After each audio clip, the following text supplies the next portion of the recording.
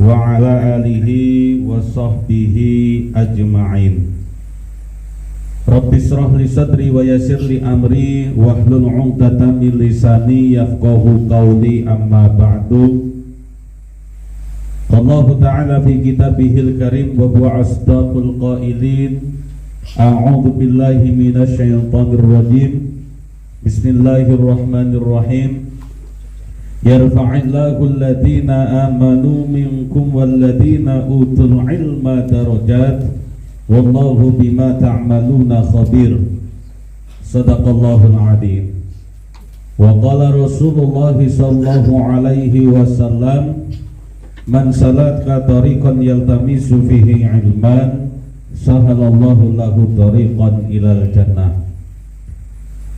Hadratal muhtaramin aizatal kiram, para kiai, para alim, para ulama ingkang estu-estu kita sedaya antu-antu barokah doa saha barokah ilmunipun. Wabil akhos panjenenganipun Romo Yai Supardi Muhammad Khairon, al-akhos panjenenganipun Romo Yai Abdul Rashid, al-akhos Ustadz Aib Saifullah, al-akhos Sahibul Bait Bapak Parjo sekeluarga besarnya, dan seluruh jamaah Majlis Jumat Bersolawat tanpa terkecuali yang mohon maaf yang sewu boten saged kula sebat asmane setunggal-setunggal, tapi tidak mengurangi rasa takdim dan hormat saya. Mudah-mudahan di awal bulan Sya'ban ini kita lebih diberkahi oleh Allah Subhanahu wa Ta'ala.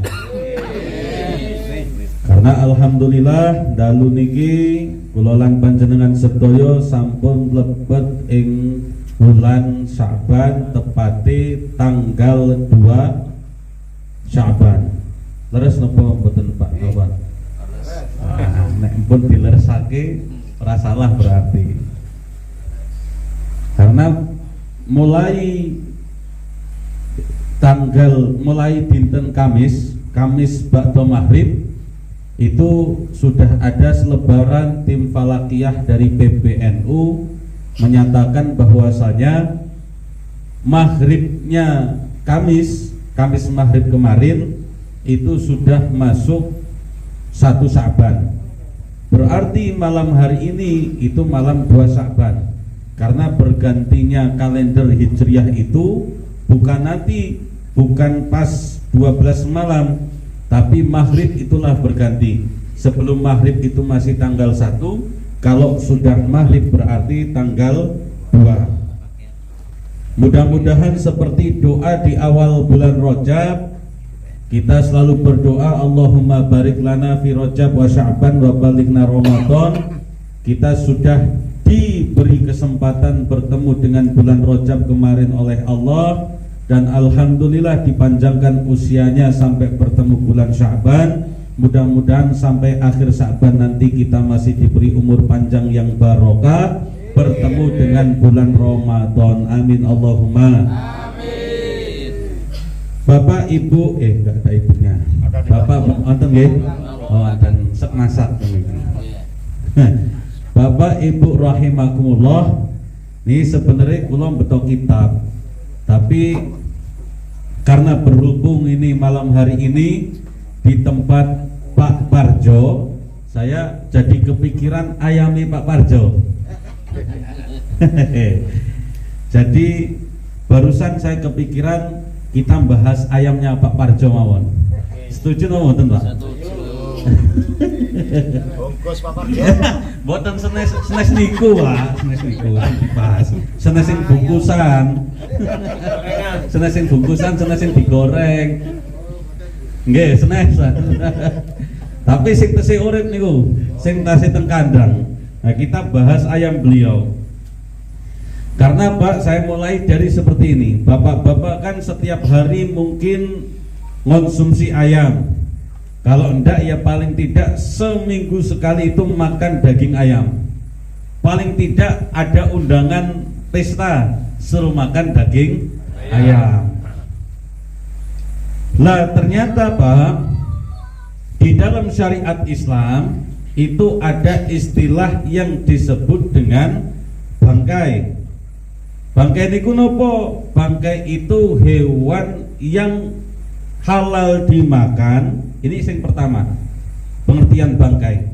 Bangkai niku hewan sing halal dimakan tapi boten disembelih secara syar'i, niku dadose bangkai. Contoh, misal ada ayam nyebrang ndak noleh kanan kiri ketumpur motor, bres mati, niku bangkai. Atau ayamnya Pak Parjo naik ke lantai tiduan, naik ke balkon, kemudian bunuh diri, nyampak, jatuh, maka matinya jadi bangkai karena tidak disembelih dengan cara syar'i. Atau ada hewan yang haram dimakan tapi nyembelihnya secara syar'i, ya tetap namanya bangkai, Pak. Walaupun nyembelihnya secara syariat, tapi hewan tersebut hakikatnya haram dimakan, ya tetap jadi bangkai. Nah, bangkai-bangkai tersebutlah yang haram kita makan. Illa, ada kecuali, illa samak wal jarod, kecuali bangkai ikan dan bangkai belalang. Ikan itu mboten disembelih ora masalah, Pak. Memang mboten disembelih kan ikan kan. Tapi disiang, bahasa Prabu Muninya disiang nggih. Padahal tukune isuk tapi disiang kan agak kaku dadine. Iya, agak garing. Orang pengen cepet-cepet disiang apa ndak usah, pagi aja. Mau dimasak pagi. Jadi bangkai ikan itu ndak haram. Haramnya itu nanti kalau sudah membusuk dan kalau dikonsumsi itu bisa jadi penyakit, itu yang menyebabkan haram untuk dimakan. Tapi umumnya misalkan bapak-bapak nemenin wong rumah belanja ke pasar, itu kan ada ikan yang masih hidup, ada ikan yang sudah mati. Ikan yang hidup itu agak mahal biasanya, ikan yang sudah mati itu agak murah. Milih yang mati tidak masalah, halal dimakan. Ya agak bau dikit gitu wae masalahnya, Pak. Iya, gak seger, gak seseger yang masih hidup, tapi halal dimakan. Atau belalang. Belalang niku tenggen kula, Pak, teng Wonosobo itu ada pasar tradisional niku kathah sing sadian belalang. Niku nggih kripik. Nggih.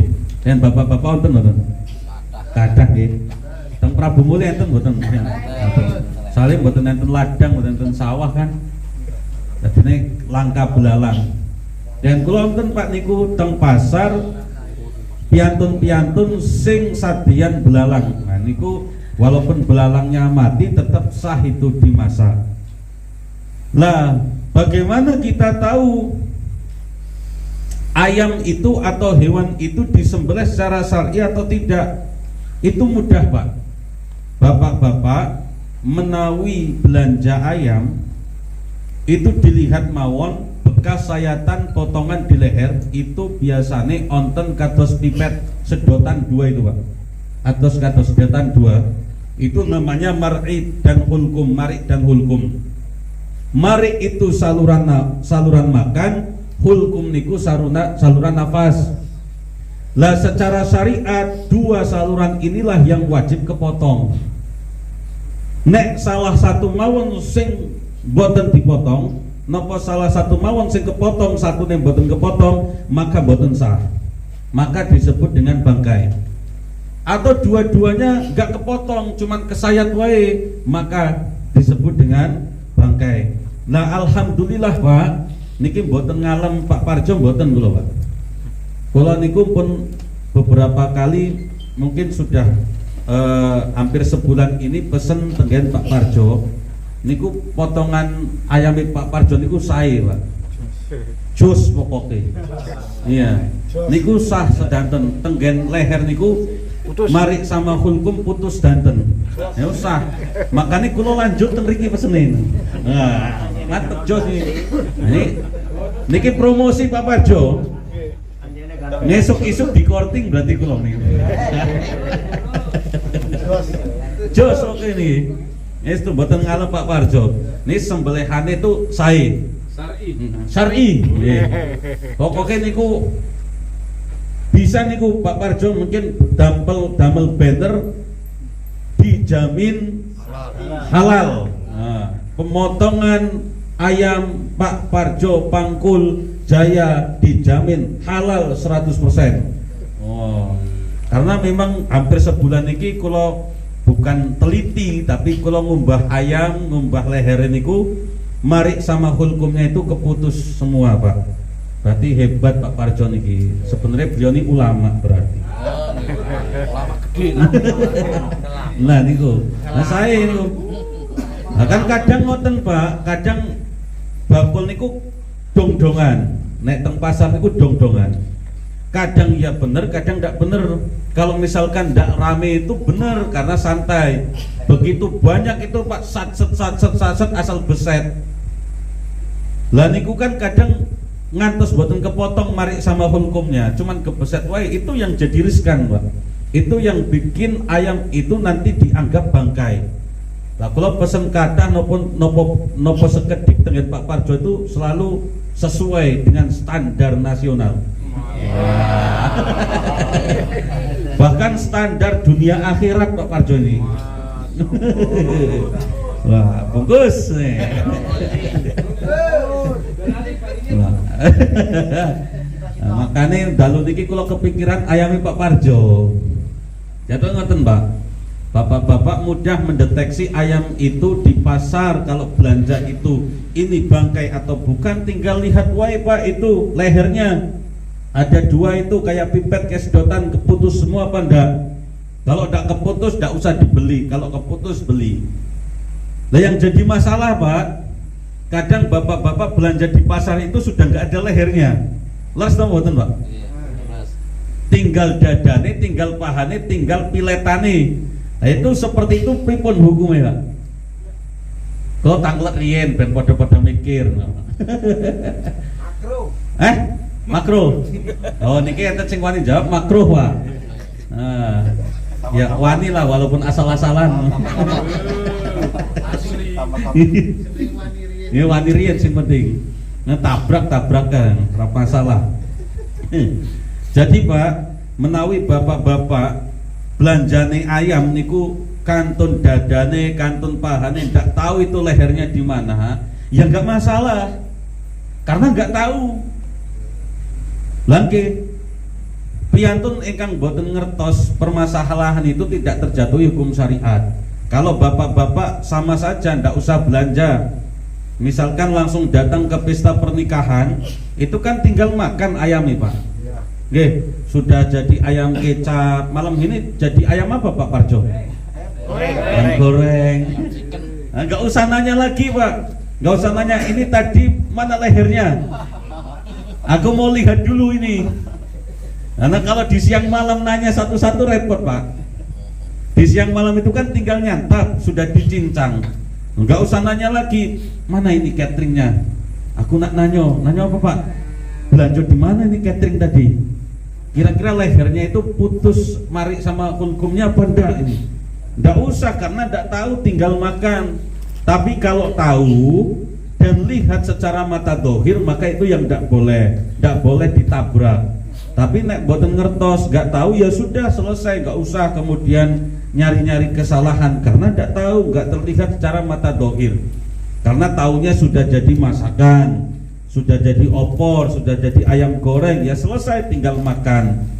Bukan urusan kita, urusannya orang yang tadi motongnya itulah jadi urusan.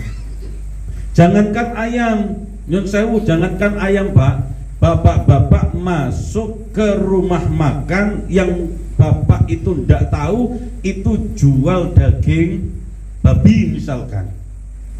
Pokoknya namanya nama Inggris menunya, karena penasaran dipesen itu.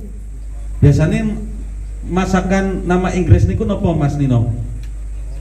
Sing daging-daging kados niku biasanya masakan jenenge nopo? Oh babi kok chicken? Chicken ya ayam.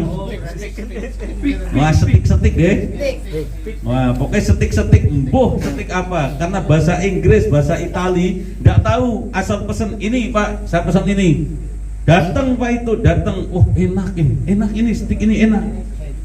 Setelah pulang dikasih tahu, ditanya Pak tadi makan di mana? Di restoran itu. Pesan apa? Pesan ini. Kalau setik ini tuh daging babi itu. Wah, ya sudah lah. Bener kan? Bener Pak Suasono bilang, Alhamdulillah, Alhamdulillah. Barokahnya ndak tahu bisa ngerasain enaknya daging babi. Nggak dosa pula. Iya ndak dosa karena ndak tahu. Kalau tahu dosa. Berhubung nggak tahu maka jadi tahu rasanya daging babi. Tapi walaupun katanya enak tidak boleh diulangi karena sudah tahu. Nah begitu juga hukum kalau kita ada makanan apapun nggak tahu ya sudah selesai. Termasuk nggak tahu ini bangkai atau bukan ya tidak masalah. Yang jadi masalah itu kalau kita lihat itu. Nah ini pernah dulu Pak, waktu kami masih di Kemenak Prabu Muli sebagai penyuluh itu kami dulu pernah usul ke Kakan Kemenak saat itu Pak Yari Taswin. Itu pernah usul Pak Yari, mbok yo adakan agenda pelatihan pemotongan khusus untuk orang-orang yang usaha buka kios ayam. Karena di Prabu Muli ini saya lihat banyak Padat Karya dulu yang sudah banyak, di pasar lebih banyak lagi. Saya usul gitu, yang mengadakan siapa? Yang mengadakan Kemenak kerjasama sama MUI saat itu label halalnya masih di MUI soalnya. Itu dulu pernah usul bikin pelatihan, karena pelatihannya sederhana. Syarat sahih nyembelih hewan itu kan cuman itu putus selesai, yang nyembelih Islam selesai Pak. Bismillah gimana Ustadz? Bismillah itu sunnah Pak. Bapak-bapak nyembelih tidak pakai bismillah pun sah karena sudah Islam. Itu keterangannya ada di dalam kitab Fathul Qorib. Bismillah itu hukumnya sunnah. Yang wajib itu mari dan hulkum itu keputus. Pakai bismillah ya tambah barokah, tidak bismillah ya tetap sah karena bapak-bapak wong Islam. Kalau bukan Islam yang nyembelih pakai bismillah tetap tidak sah. Orang tidak Islam nyembelih hewan walaupun pakai bismillah 1000 kali pun tetap tidak sah. Maka jangan kebalik, karena masyarakat umum, masyarakat awam itu malah yang ditanya bismillahnya. Tadi sampean pakai bismillah apa tidak nyembelih? Padahal bismillah itu sunnah. Yang wajib dilihat itu mari sama hulkumnya. Mari hulkumnya tidak diteliti, yang ditanya bismillah apa tidak tadi. Iya, di pasar itu yang diperhatikan malah mulutnya tukang potong kan, kayaknya nggak baca bismillah ini. Padahal bismillah sunnah. Yang diperhatikan tuh hasil potongannya itu bener apa enggak. Itu yang menjadi pembelajaran kita semua. Jadi sebenarnya mudah nyembelih hewan itu. No, Ustadz Aib yang biasa nyembelih hewan yang besar-besar, unta, kerbau, sapi, apal. Kalau keputus semua yakin mati Pak. Kalau keputus semua yang disembelih mati. Kadang-kadang kan ada yang bikin onar, yang bikin heboh di media sosial. Ada sapi sudah cucuran darah, sudah disembelih, bisa bangkit lari-lari. Kemudian captionnya, keterangannya di video itu, wah mukjizat dari Allah. Sapi sudah disembelih bisa bangkit, bisa lari-lari. Oh malah sapi dapat mukjizat itu dari mana? Mukjizat itu kan Nabi. Sapi itu hewan masih bisa kuat lari, masih bisa kuat kesana kesini ya karena tidak keputus semua Pak. Baru keputus. Iya, baru keputus ya sebagian. Saluran nafas belum keputus. Mungkin yang keputus baru saluran makan wae. Makanya masih kuat kemana-mana, di lari jauh masih bisa nafas soalnya. Hulkumnya belum keputus.